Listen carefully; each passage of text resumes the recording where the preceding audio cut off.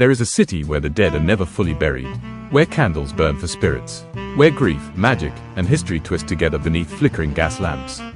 This is New Orleans, and tonight we descend into its 10 darkest legends. Number 10. The Axeman of New Orleans. In the spring of 1918, fear began to settle over New Orleans like a slow-moving storm. It did not arrive with thunder. It arrived with an axe. May 23, 1918. Joseph Maggio and his wife Catherine were found murdered in their home. Their throats had been cut. An axe, belonging to the victims, lay nearby. There was no forced entry, no clear suspect, and no sign of robbery. It was brutal, personal, silent. At first, police believed it was an isolated crime. They were wrong. Over the next year, similar attacks followed. Italian-American grocers, families asleep in their beds. The killer would break into homes at night, use an axe found inside the house, attack without warning, disappear without a trace. There were survivors. Some described a large, shadowy man. Others said he moved quietly, almost deliberately. But no two accounts were consistent. The press gave him a name: the Axeman. On March 13, 1919, a letter arrived at the offices of the Times-Picayune. It claimed to be written by the Axeman himself. In it, he referred to himself as a demon from the hottest hell. He declared he would kill again, but offered a strange mercy. On the following Tuesday night, any home playing jazz music would be spared. March 19, 1919, the city did something unprecedented. Jazz filled the streets, clubs overflowed, families played records in their homes, musicians performed until dawn. It was not celebration, it was survival, and that night, no one was killed. After October 1919, the murders stopped. No arrest, no confession, no definitive suspect. Some theories suggested mafia retaliation. Others blamed copycats. A few believed the letter was a hoax. But no one was ever convicted. The Axeman simply disappeared. Today, more than a century later, the story still lingers in New Orleans. Some say the killer was never caught. Others whisper he was never human. Because who else would demand jazz as protection? Who else would describe himself as a demon? And why did the killings stop so suddenly? In a city built on music and mystery, the Axeman became part of the rhythm. And sometimes, when jazz drifts through the French Quarter late at night, some wonder who it's really for. Number 9. The Rougarou. Long before the neon lights of Bourbon Street, before tourism and ghost tours, the swamps surrounding southern Louisiana carried older fears. The French called it the Loup-garou. In Cajun country, it became something else. The Rougarou. In early colonial settlements, Catholic tradition ran deep, and so did superstition. According to legend, anyone who broke Lent for 7 consecutive years, or betrayed sacred vows, would become the Rougarou. By day, human. By night, something far less recognizable. Unlike European werewolves, this creature was not hunted by silver bullets. It was a curse, a punishment. Parents warned children, obey the church, stay out of the swamp, or the Rougarou will find you.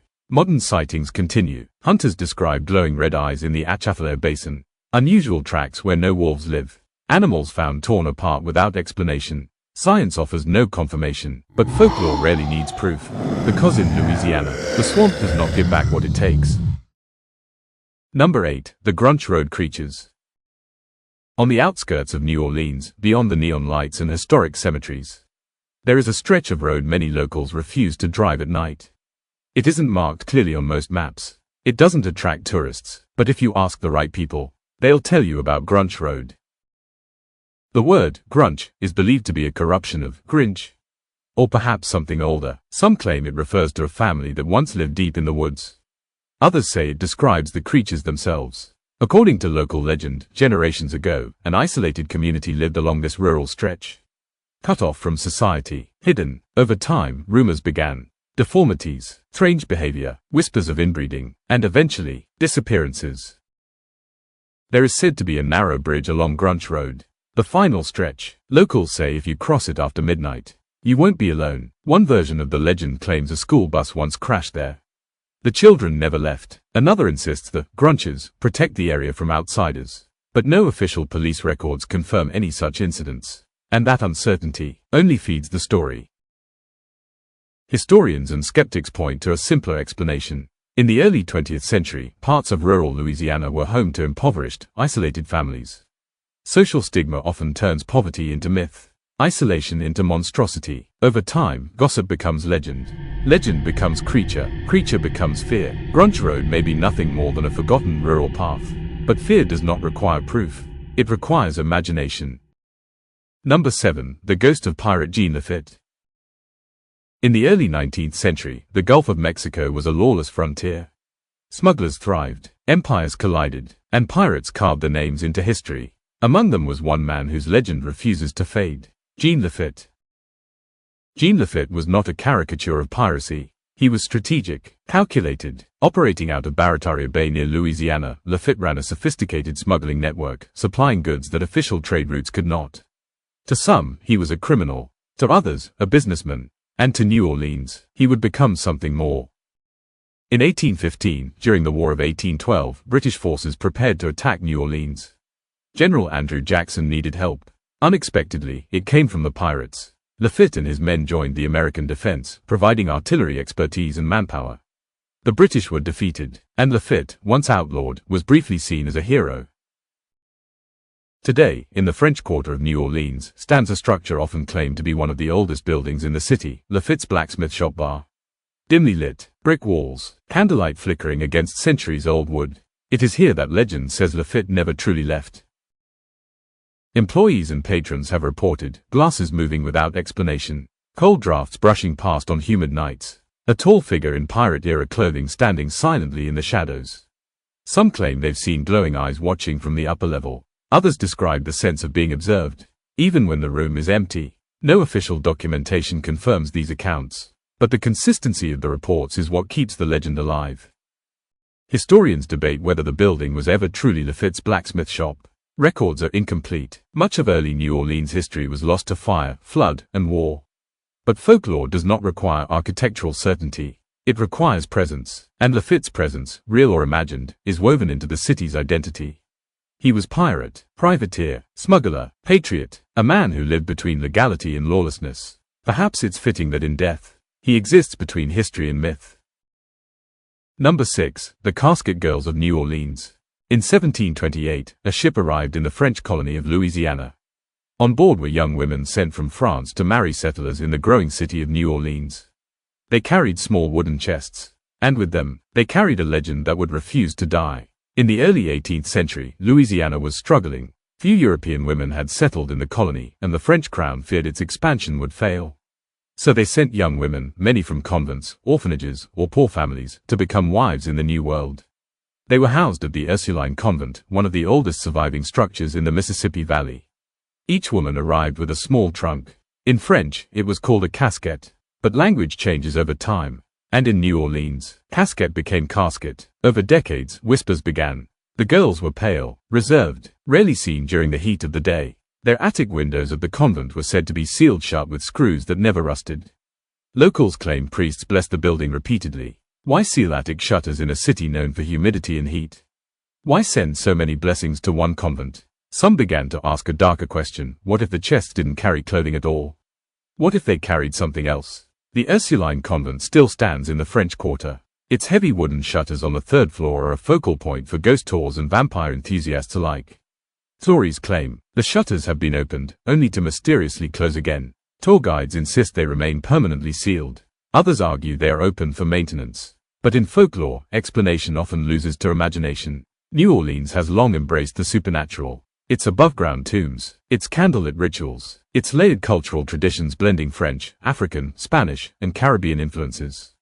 In the 20th century, vampire mythology surged in popularity. The Casket Girls legend adapted, evolved, became part of the city's haunted identity. Some modern storytellers claim the girls were the first vampires in America.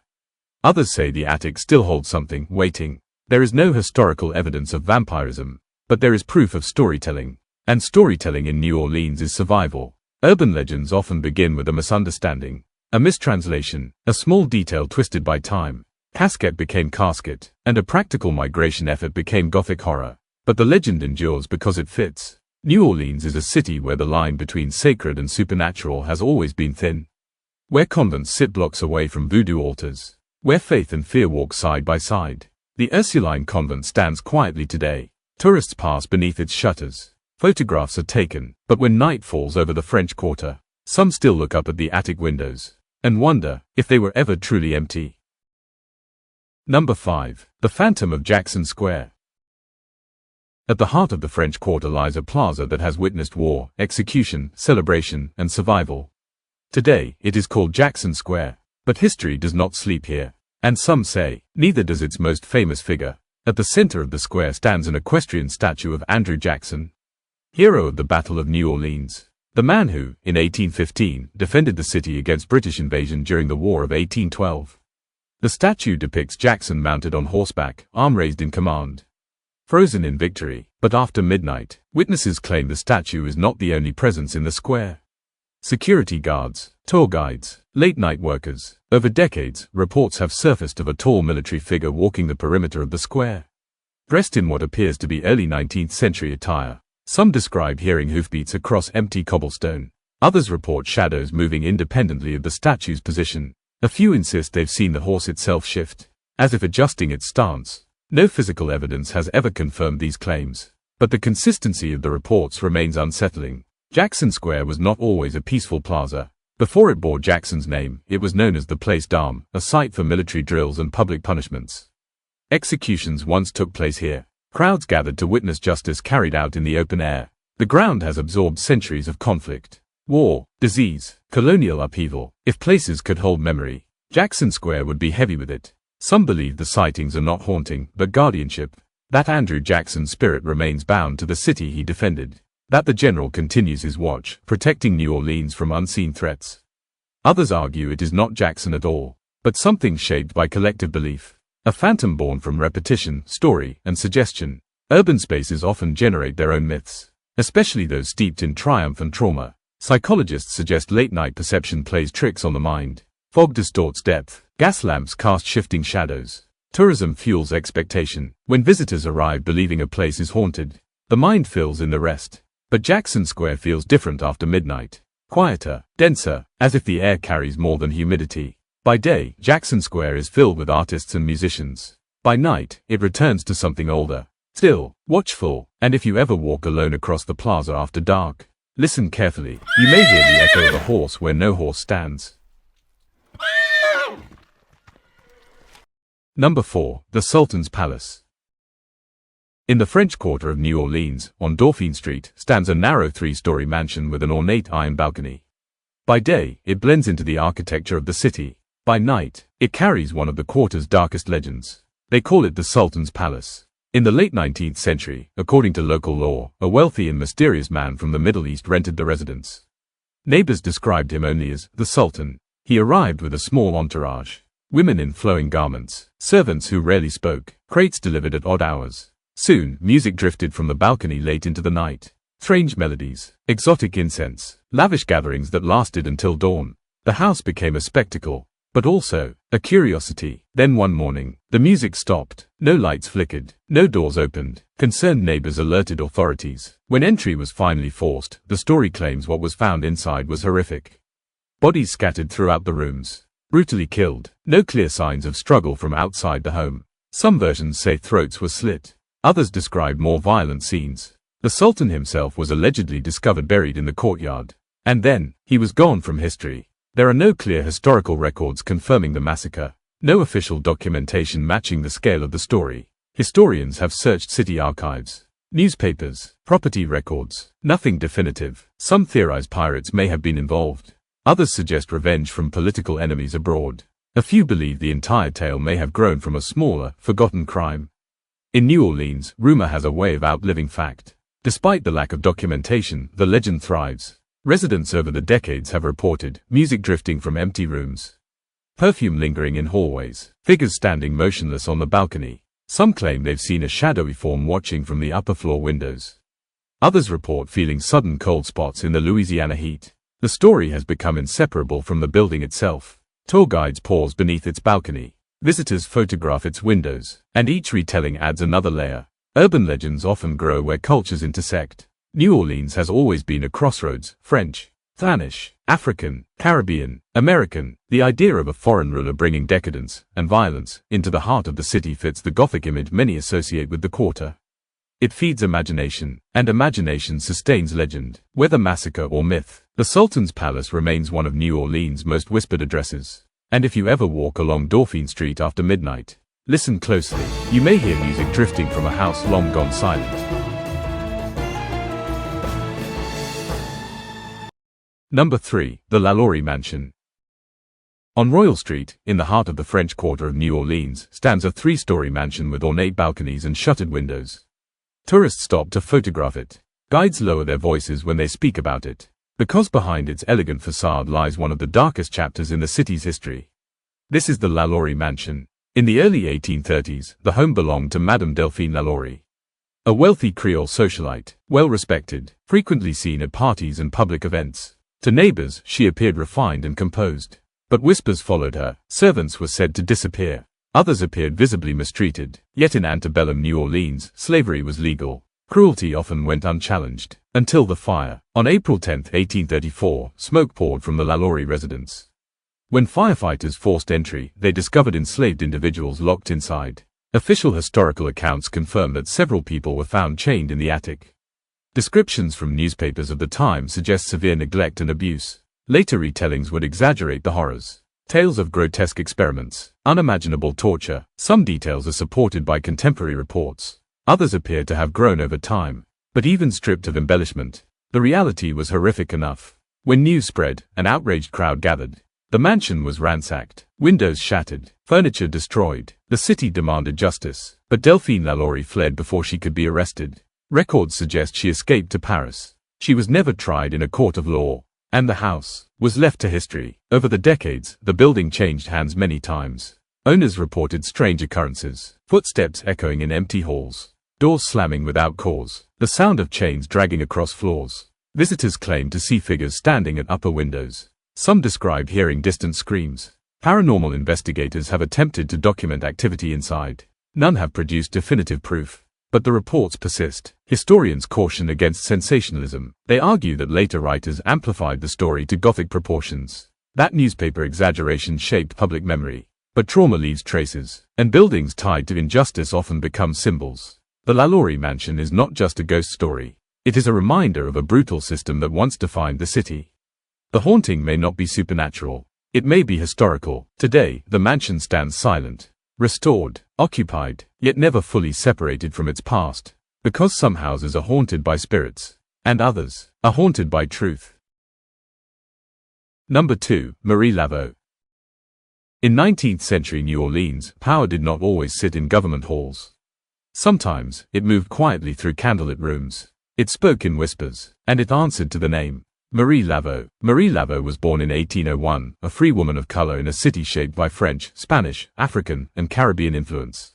She worked as a hairdresser, a profession that placed her inside the homes of the wealthy. There, she listened, she learned, she gathered information. In a society built on secrecy and hierarchy, knowledge was currency. And Marie Laveau understood its value. New Orleans voodoo was not the caricature later portrayed in popular culture. It was a complex spiritual system rooted in West African traditions, blended with Catholic symbolism and Caribbean influence.